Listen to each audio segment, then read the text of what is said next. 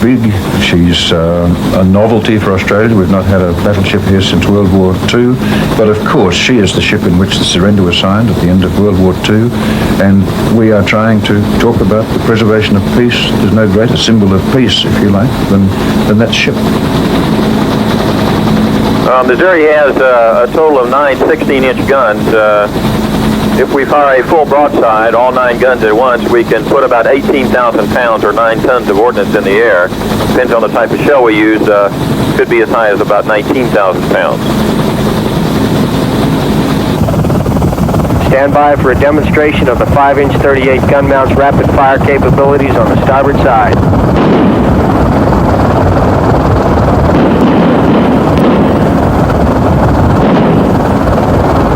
The battleship represents a unique array of weapon systems with which to project naval power. The development of the Advanced Cruise Missile made the renaissance of the battleship as the centerpiece of a battle group a viable concept in today's environment. The battleship broadside will be fired to starboard. Each of the 9 16-inch 50 guns will be fired along with all 6 guns of the starboard secondary battery. 9, 8, 7, 6, 4, 3, 2, 1.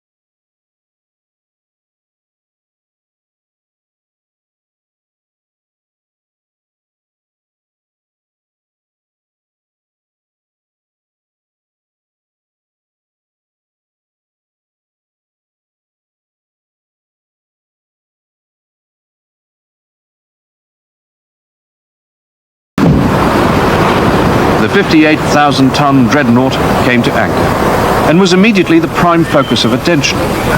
A highly decorated commander and his fellow captains almost immediately had to play host to hundreds of retired Australian Navy veterans, all eager to tread the historic decks and swap their own stories of life at sea.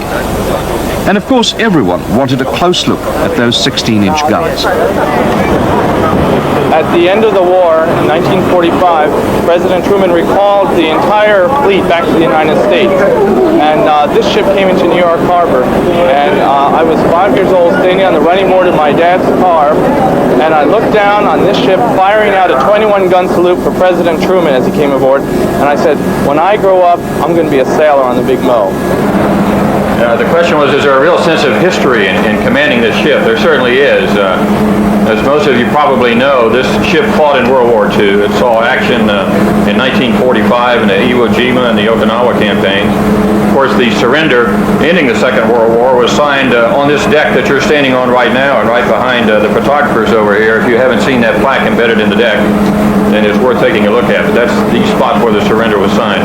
And it's really terrific to have command of a ship with that kind of history. Yes, we have there in front of us the legendary Mighty Mo, the USS Missouri, the biggest vessel and a centrepiece in this review. She's one of the most famous battleships of all time. Her place in history was assured on the 2nd of September 1945 in Tokyo, when on her decks the instrument of surrender was signed, ending the Second World War. That historic ceremony was carried around the world via radio and was conducted on board, whilst every anti-aircraft gun, and mind you they were fully manned, pointed to the sky. She certainly is a very old ship. Alan, why did President Reagan recommission the Mighty Mo?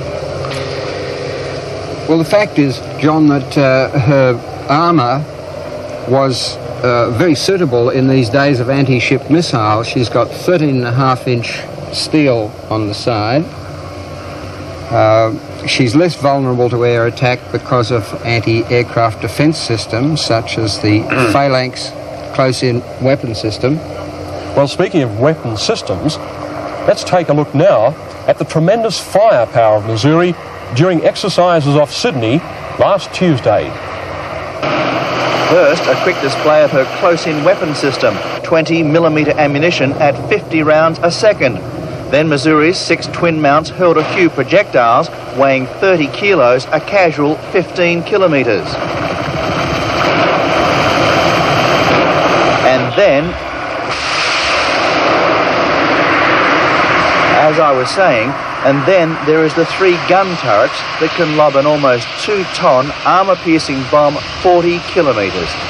Want to see it again? That's very impressive, isn't it? And of course the other unbelievable thing about this monster, the Mighty Mo, is that she carries 2.5 million gallons of fuel. Alan, how far would that take her? Well, very roughly halfway around the world. I'm glad I'm not paying the bill for it.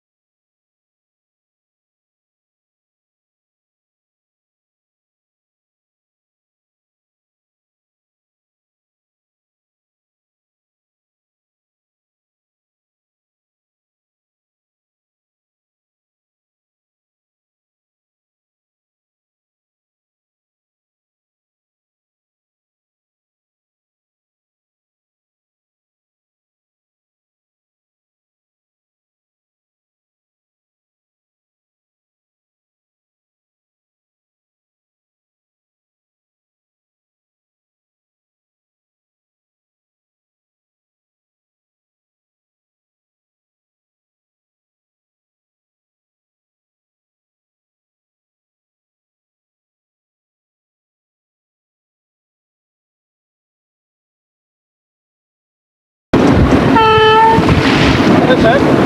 What about around the other side of the tote? So the when she straightens up, we've got to back up that way? Whichever's the best way with the side with the most line, right? Yeah, on the other side of it, she's not going to have any totes. This side, she's got two. Yeah. Yeah, across the back, over the bow of the tug. Hang on, you ready? Yep.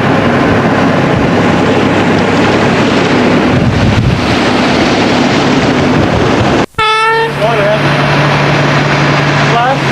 Yeah, just slow it down, still come to us. Good.